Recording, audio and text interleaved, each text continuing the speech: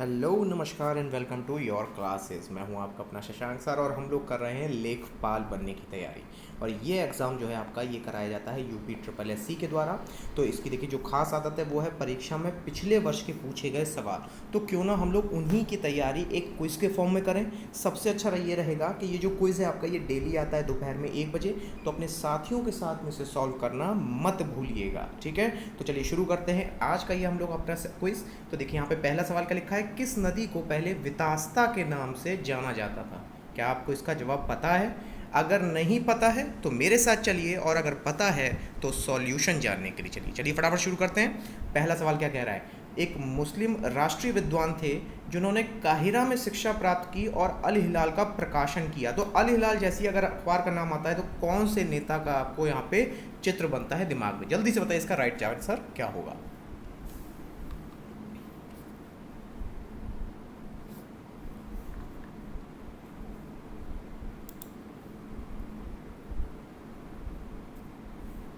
And time up. तो देखिए यहाँ पे जो राइट आंसर हो जाएगा वो हो जाएगा अबुल कलाम आज़ाद। तो मौलाना अबुल कलाम आज़ाद ने अल हिलाल को यहाँ पे शुरू किया था अखबार को, जो कि उर्दू भाषा में था। कौन सी भाषा में था? उर्दू भाषा में था। उन्होंने शिक्षा कहाँ से प्राप्त की थी? काहिरा से, ठीक है। अब देखिए इनके बारे में एक चीज़ और जान लीजिए कि अबुल कलाम आज़ाद जो हैं हमारे पहले शिक्षा मंत्री भी थे। ये सवाल आपके एग्जाम में आ चुका है, ठीक।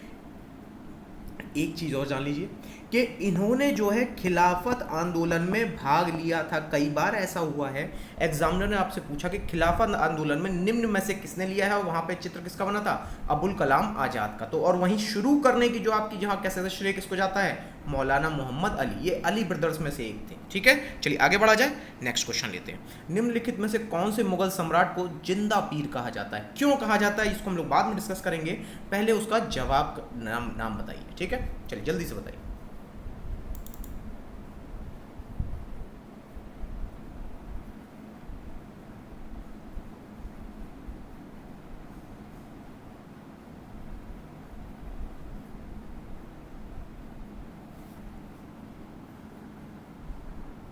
और समय आपका होता है समाप्त। तो देखिए यहाँ पे जो राइट आंसर हो जाएगा वो हो जाएगा औरंगजेब, ठीक है। तो देखो औरंगजेब को यहाँ पे जिंदा पीर कहा क्यों जाता है? पीर का मतलब क्या होता है? एक भला इंसान, राइट। तो देखो वो भले ही वहां पर एक शासक था, फिर भी वो टोपी बेच के ही अपने गुजारे का खर्चा निकालता था। तो ऐसे आदमी को आप क्या कहोगे? जिंदा पीर ही तो कहोगे, ठीक है ना। और वहीं अगर बात कर ली जाए शाहजहां की, तो शाहजहां जो हैं इनको खुर्रम के नाम से जाना जाता था। किसके नाम से जाना जाता था? खुर्रम के नाम से। और वहीं अगर बाबर की बात की जाए तो बाबर को एक पदवी दी गई थी जो आपके एग्जाम के लिए बड़ी इंपॉर्टेंट है, और उसका नाम है पादशाह। क्या नाम था? पादशाह, ठीक है। चलिए ये तीनों आप यहाँ पे नोट कर लीजिएगा चाहिए तो, कि जिंदा पीर किसको कहा गया? औरंगजेब को, खुर्रम शाहजहां को, और पादशाह किसको कहा गया? बाबर को, ठीक है। चलिए आगे बढ़ते हैं, नेक्स्ट क्वेश्चन। सिखों के 9वें गुरु कौन थे? जल्दी से बताइए यहाँ पे राइट आंसर क्या होगा। यहां पर वो नहीं होगा जो सबसे कॉमन नाम सुनते हो, ये हिंट है आपके लिए।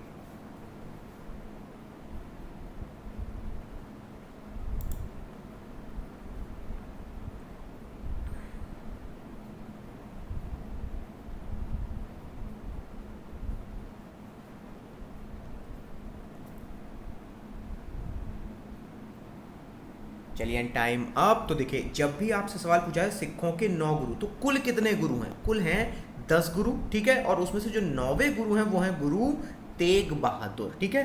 तो तेग बहादुर हो गए आपके 9वें गुरु। तो 10वें गुरु कौन है? तो उसका जवाब आपको क्या हो जाएगा यहाँ पे? गुरु गोविंद सिंह। लेकिन कई बार एग्जामिनर ने आपसे यहाँ पर ना गोविंद पूछे ना तेग पूछे, उन्होंने पूछ लिया कि यहाँ पे बताओ कि रामदास कौन से यहाँ पर गुरु थे, ठीक है। तो अब इसका जवाब क्या हो जाएगा? यहाँ पर आपका जवाब हो जाएगा चौथे गुरु थे, ठीक है। तो अभी यहाँ पे तीनों ये रिवाइज कर लीजिए। चौथे गुरु कौन हो गए आपके? गुरु रामदास, गुरु तेग बहादुर 9वें गुरु, और गुरु गोविंद सिंह 10वें गुरु, ठीक है। याद हो गया? चलिए आगे बढ़ते हैं, नेक्स्ट क्वेश्चन। राष्ट्रीय बालिका दिवस कब मनाया जाता है? जल्दी से देख के बताइए इसका राइट आंसर क्या होगा।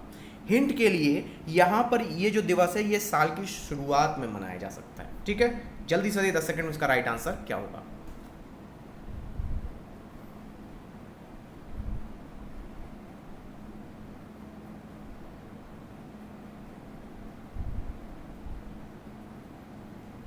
चलिए समय समाप्त होता है। तो साल की शुरुआत का मतलब हो गया 24 जनवरी, ठीक है। तो ये 24 जनवरी को राष्ट्रीय बालिका दिवस के रूप में मनाया क्यों जाता है? क्योंकि आपने हमारी, अगर कहा जाए कि भारत की प्रथम महिला प्रधानमंत्री कौन थी, तो क्या जवाब देते हैं? इंदिरा गांधी। इन्होंने इसी दिन यानी 24 जनवरी को शपथ ग्रहण की थी प्रथम प्रधानमंत्री के रूप में, ठीक है। अब अगर बात कर ली जाए 14 नवंबर की यानी 14 नवंबर की, तो इसको हम लोग किसके नाम से जानते हैं? इसको हम लोग चिल्ड्रंस डे, बाल दिवस के नाम से जानते हैं। तो आप देखो यहाँ पे याद करने का कितना अच्छा तरीका है कि चाहे बच्चा हो चाहे बच्ची हो, किससे जुड़े हैं आपके? या तो नेहरू से या फिर आपके इंदिरा गांधी से, है ना। एक ही परिवार के दो लोग थे, चाहे बच्चा हो या बच्ची हो। याद हो गया यहाँ पे। चलिए आगे बढ़ते हैं, नेक्स्ट क्वेश्चन लेते हैं। निम्नलिखित में से किस नदी को वितस्ता कहते हैं? यही तो सवाल था। अब इसका जरा राइट आंसर देख के बताइए क्या हो सकता है।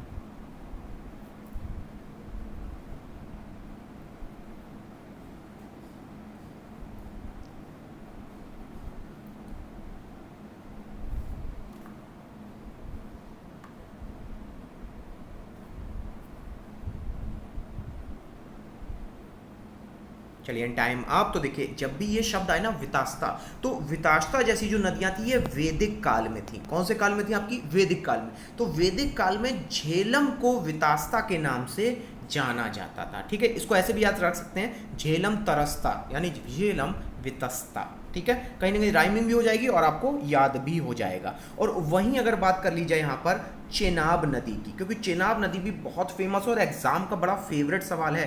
तो चेनाब नदी या चेनाब नदी को अस्कनी के नाम से जाना जाता था। चेनाब नदी को किसके नाम से जानते थे? अस्कनी के नाम से। और वहीं बियास नदी या व्यास नदी को हम लोग विपास नदी के नाम से जानते थे। ब्यास नदी को किस नाम से जानते थे? विपस नदी से। और चेनाब को अस्कनी के नाम से जाना जाता था। चलिए दो फैक्ट आपके यहाँ पे तैयार हो गए। आगे बढ़ते हैं, नेक्स्ट क्वेश्चन। ये जो आप बताया जाए एक्स्ट्रा नोट, इसको नोट जरूर किया कीजिए, ठीक है। चलिए नेक्स्ट क्वेश्चन है, मिशन इंद्रधनुष किससे संबंधित है? जल्दी सोच के देखिए इसका राइट आंसर क्या हो सकता है।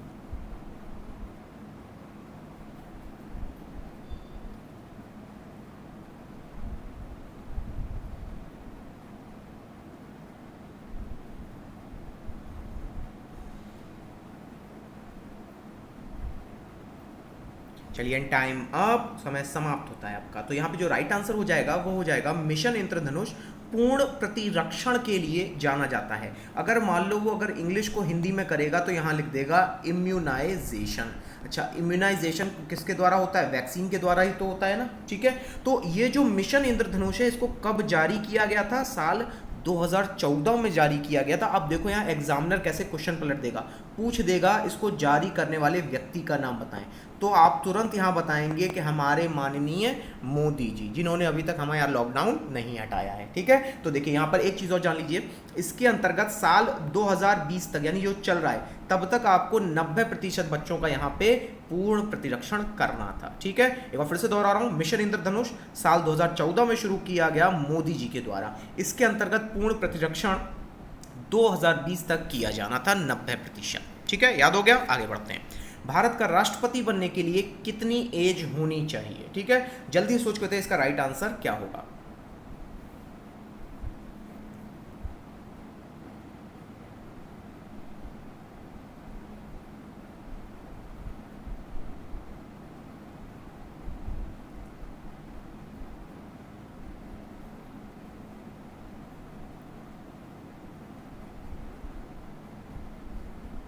चलिए टाइम अप। तो देखिए इसमें तो जो सबसे कम उम्र है उसी को आपको टिक लगाना था सीधे, यानी 35 वर्ष। कई बार कंफ्यूजन के लिए क्या रख देता है वो 30 वर्ष रख देता है। तो हमेशा एक चीज याद रखना, राष्ट्रपति का पद है, सबसे उच्च पद है, तो वरिष्ठता की जरूरत होगी। तो वहां पे राइट आंसर क्या हो जाएगा? 35 वर्ष। यही अगर आप यहाँ पे अगर एज को याद रखेंगे तो इससे आपको एक चीज और याद हो जानी चाहिए कि अगर राष्ट्रपति की आपसे बात की जाए, ठीक है, तो यहाँ पर एक आर्टिकल है, आर्टिकल 58, इसी में राष्ट्रपति की योग्यता के बारे में बताया गया है। और इसके अलावा आर्टिकल 61 बहुत ज़रूरी है, इसको याद ज़रूर कर लेना।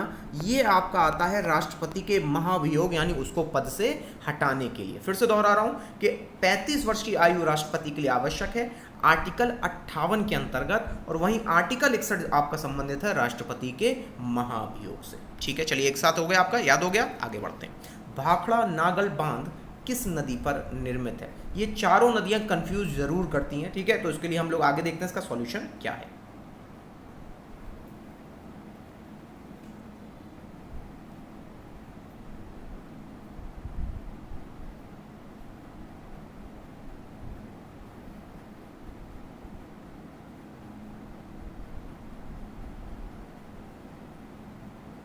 एंड टाइम आप, तो देखिए यहाँ पर जो राइट आंसर हो जाएगा वो हो जाएगा सतलज नदी, ठीक है।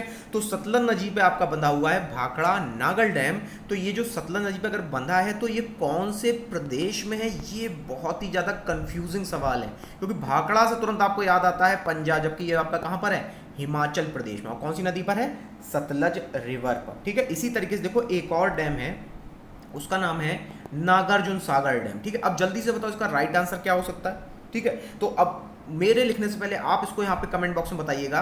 तो यहाँ पे जो राइट आंसर है वो है आंध्र प्रदेश, ठीक है। चलिए अब तो फिर से दोहरा दे रहा हूँ, भाखड़ा नागल डैम आपका सतलज नदी पे बंधा है, कौन से प्रदेश में है? हिमाचल प्रदेश पे। और वहीं अगर बात की जाए नागार्जुन सागर, ये है आंध्र प्रदेश में, और कौन सी नदी पे बना है? कृष्णा रिवर पे, ठीक है। चलिए अब आगे बढ़ते हैं, अगला सवाल लेते हैं। कौन सा देश गेहूं का सबसे बड़ा उत्पादक देश है, ठीक है। हिंट के लिए, उसी ने पूरे देश, पूरे दुनिया में महामारी फैलाई है। अब जल्दी से बताइए इसका राइट आंसर क्या होगा।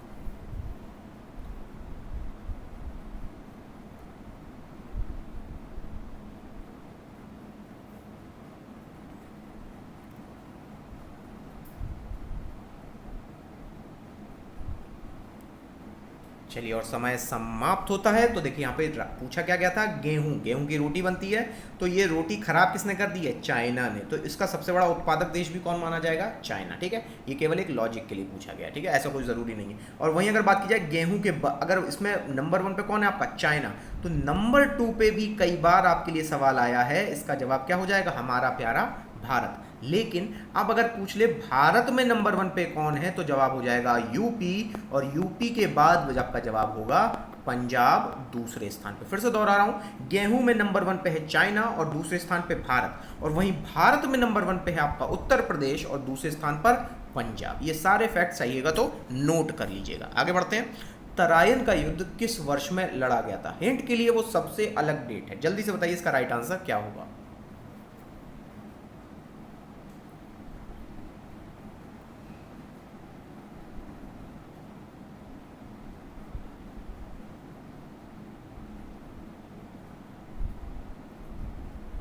And time up. तो देखिए यहाँ सबसे अलग डेट कौन सी थी? 1191। तो इसमें लड़ा कौन था? इसमें लड़े थे आपके पृथ्वीराज चौहान। किसके खिलाफ? गौरी के खिलाफ, ठीक है। तो मोहम्मद गौरी को यहाँ पर पृथ्वीराज ने हराया था। लेकिन किस्मत देखिए कि जब वो 1192 में फिर से आता है, यानी तराइन का दूसरा युद्ध होता है, तो उसमें कौन जीतता है आपका? उसमें जीत जाता है गौरी। फिर से दोहरा रहा हूं, पहले युद्ध में जीतते हैं पृथ्वीराज, जो कि होता है 1191 में, और जब दूसरा युद्ध होता है 1192 में, तो उसमें कौन जीतता है? मोहम्मद गौरी जीत जाता है तराइन के दूसरे युद्ध में, ठीक है। चलिए रिवीजन हो गया, आगे बढ़ते हैं। नेक्स्ट क्वेश्चन, अंतरिक्ष में प्रथम व्यक्ति कौन गया था? यह पूछा गया है, जल्दी से बताइए इसका राइट आंसर क्या होगा। मेरे ख्याल से बहुत बार सुना भी होगा, रिपीटेड क्वेश्चन है काफी।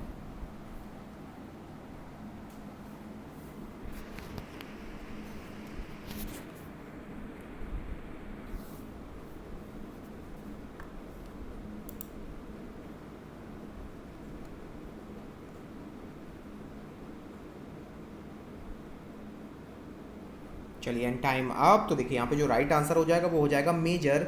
ये तो आपके प्रथम व्यक्ति थे, ठीक है, राइट। लेकिन अगर पूछ लिया जाए आपसे महिला के बारे में, ठीक है, तो यहाँ पे महिला का नाम हो जाएगा वैलेंटीना। क्या नाम हो जाएगा उसका? वैलेंटीना। लेकिन देखो अब जो 2020 में जो सबसे लेटेस्ट न्यूज चल रही है, तो एक नाम सुना होगा, क्रिस्टीना कोच। क्या नाम था? Christina coach. तो ये सबसे अधिक लंबे समय तक समय गुजारने वाली महिला है। क्या नाम इनका? Christina coach. अगर वहां वहीं पूछ लिया जाए प्रथम महिला अंतरिक्ष में कौन गई थी, तो जवाब क्या हो जाएगा? वैलेंटीना। दोनों में डिफरेंस क्लियर हो गया। चलिए आगे बढ़ते हैं। नेक्स्ट क्वेश्चन, उत्तर प्रदेश में स्थानीय स्वायत्त शासन का ढांचा किस प्रकार का है? एक स्तरीय, 2 स्तरीय या फिर 3 स्तरीय? जल्दी से बताइए यहाँ पे राइट आंसर क्या होगा। अगर नहीं पता है तो ये सोच के देखो कि इलेक्शन कितनी बार देने जाते हो आप, यहाँ पे इलेक्शन में वोट कितनी बार देने जाते हो।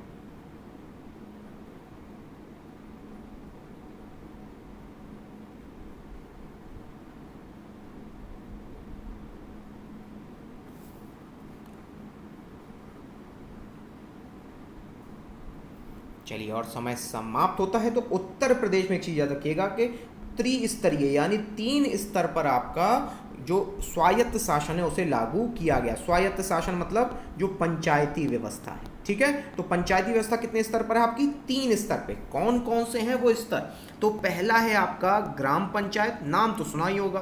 दूसरा है आपका मंडल परिषद। क्या हो गया? पहला ग्राम पंचायत, दूसरा मंडल परिषद, और तीसरा यहाँ पे हो जाएगा आपका जिला परिषद। फिर से दोहरा रहा हूं, एक है ग्राम पंचायत, दूसरा है मंडल परिषद, और तीसरा जिला पंचायत या जिला परिषद। ठीक है, याद हो गया होगा यहाँ पे। चलिए अब आगे बढ़ते हैं। नेक्स्ट क्वेश्चन, निम्नलिखित में से कौन सा देश भारत का सबसे बड़ा व्यापारिक साझीदार है? मतलब पूछा गया कि भारत उसके साथ सबसे ज्यादा व्यापार करता है। सोच के देखिए यहाँ पे राइट आंसर क्या होगा।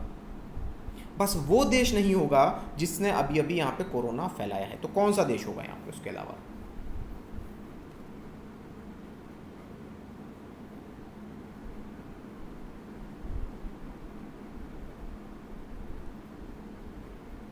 चलिए टाइम अप। तो देखिए यहाँ पे पूछा गया भारत का सबसे बड़ा व्यापारिक साझीदार, तो ये याद रखिएगा 2020 में, ये 2020 चल रहा है, इसमें राइट आंसर है आपका यूएसए। तो नंबर 1 पे है आपका यूएसए, भारत का सबसे बड़ा व्यापारिक साझीदार। मतलब इसमें एक्सपोर्ट यानी आयात और इंपोर्ट और निर्यात, ये दोनों सबसे ज़्यादा किसका है? यूएस का। और वहीं दूसरे नंबर पर है चाइना। कौन सा है आपका? चाइना। और तीसरे स्थान पे भी कई बार पूछा गया, तो याद रख लीजिए यूनाइटेड अरब एमिरेट। क्या नाम है? यूनाइटेड अरब अमीरात। ठीक है, पहला हो गया यूएसए, तीसरा चाइना, और आपका तीसरा क्या हो गया? United Arab emirate. ठीक है, याद हो गया। आगे बढ़ते हैं। Next question, Hindustan aeronautics limited का मुख्यालय कहाँ है? ये पूछा गया है, जल्दी से बताइए राइट आंसर क्या हो सकता है यहाँ पे।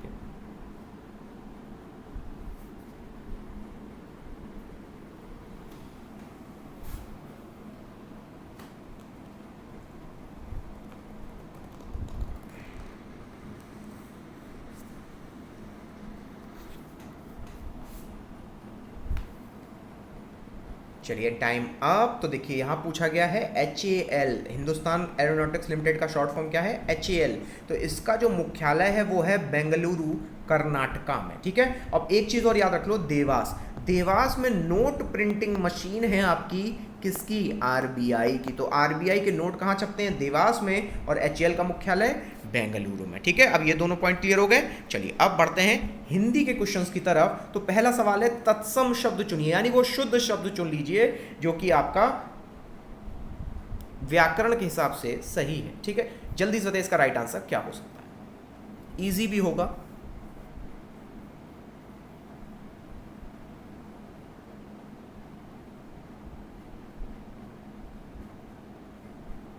चलिए टाइम अप। तो देखिए यहाँ पे जो मेरे ख्याल से तत्सम शब्द सबसे इजी चीज़ है, वो इसलिए क्योंकि यही एक वर्ड है जो सबसे शुद्ध यहाँ पे दिख भी रहा है। तो यानी कि चौपाया हो या चार पाया या चार पैर, ये कैसे होगा? ये होगा तद्भव शब्द। ठीक है, चलिए आगे बढ़ते हैं फटाफट। नेक्स्ट क्वेश्चन, जय पराजय में कौन सा समास है? समास पूछा गया है, तो ध्यान दो पहले शब्द पे कि जय और फिर से दोबारा परा के बाद जय। अब सोच के देखो यहाँ पे कौन सा समास होगा, अपने आप जवाब मिल जाएगा।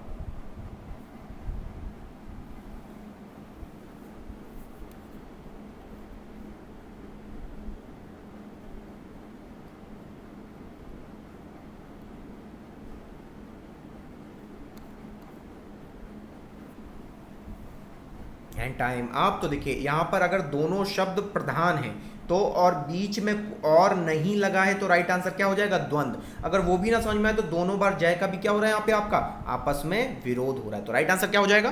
द्वंद्व समास। ठीक है, चलिए आगे बढ़ते हैं। नेक्स्ट क्वेश्चन, अनेकार्थी शब्द अंक के विकल्पों में से कोई एक विकल्प गलत है। मतलब ये पूछा गया है कि अंक के कौन कौन सा पर्यायवाची नहीं है। ठीक है, जल्दी से बताइए राइट आंसर क्या होगा।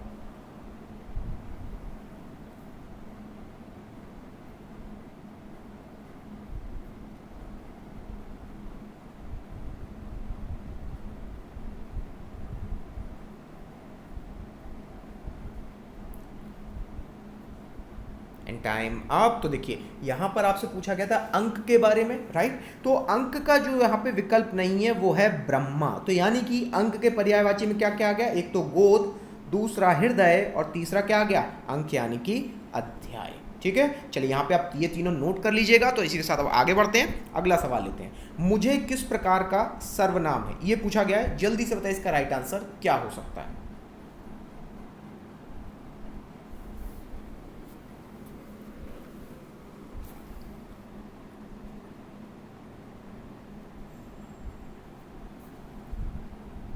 चलिए टाइम अप। तो देखिए यहाँ पर पूछा गया था मुझे शब्द, ठीक है, तो यहाँ पे राइट आंसर हो जाएगा उत्तम पुरुष होता है। उत्तम पुरुष यानी मुझे क्या है, आपका सर्वनाम है उत्तम पुरुष में, ठीक है। चलिए आगे बढ़ते हैं, अगला सवाल लेते हैं जल्दी से। जो सदा सत्य बोलता है उसकी सदैव प्रशंसा होती है।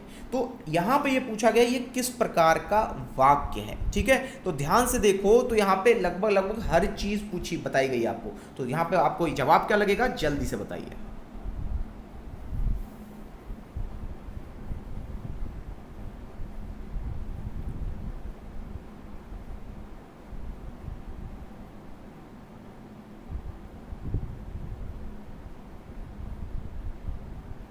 चलिए टाइम आप। तो देखिए यहाँ पे थोड़े लोगों को, कुछ लोगों को कंफ्यूजन भी लगा होगा, तो मैं पहले बता दूं यहाँ पे जो राइट आंसर होगा वो होगा मिश्रित वाक्य।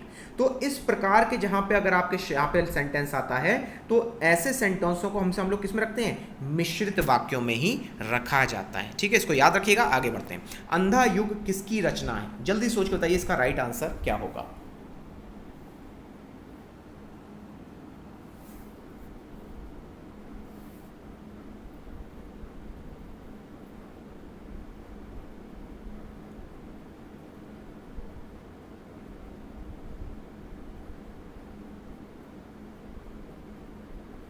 चलिए टाइम आप। तो देखिए अंधा युग पूछा गया था ना आपसे, राइट। तो यहाँ पे जवाब हो जाएगा आपका धर्मवीर भारती। लेकिन धर्मवीर भारती से जुड़े हुए और भी रचनाएं हैं जो एग्जाम में पूछी जाती हैं। एक है आपका, आपने नाम भी सुना होगा, गुनाहों का देवता, ठीक है। और इसके अलावा अद्यांता। तो अद्यांता हो या फिर गुनाहों का देवता या फिर अंधा युग, ये तीनों की तीनों रचनाएं किससे संबंधित है, धर्मवीर भारती से। चाहिएगा तो इसको नोट जरूर कर लीजिएगा, ठीक है। चलिए आगे बढ़ते हैं। निम्न विकल्पों में से किसमें गांगेय शब्द प्रयोग हुआ है, ये पूछा गया है। तो जल्दी से बताइए इसमें राइट आंसर क्या हो सकता है।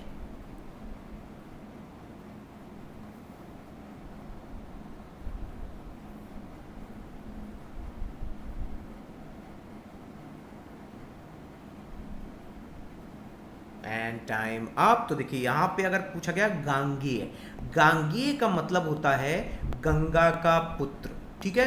तो ये इस शब्द का मतलब पर्यायवाची पूछा गया था। तो यहाँ पे राइट आंसर हो जाएगा भीष्म, ठीक है। उम्मीद करता हूँ यहाँ तक आपने सारे क्वेश्चंस सही किए होंगे।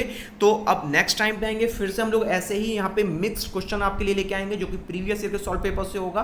तब तक के लिए लाइक करें, शेयर करें, सब्सक्राइब करें। Thank you very much.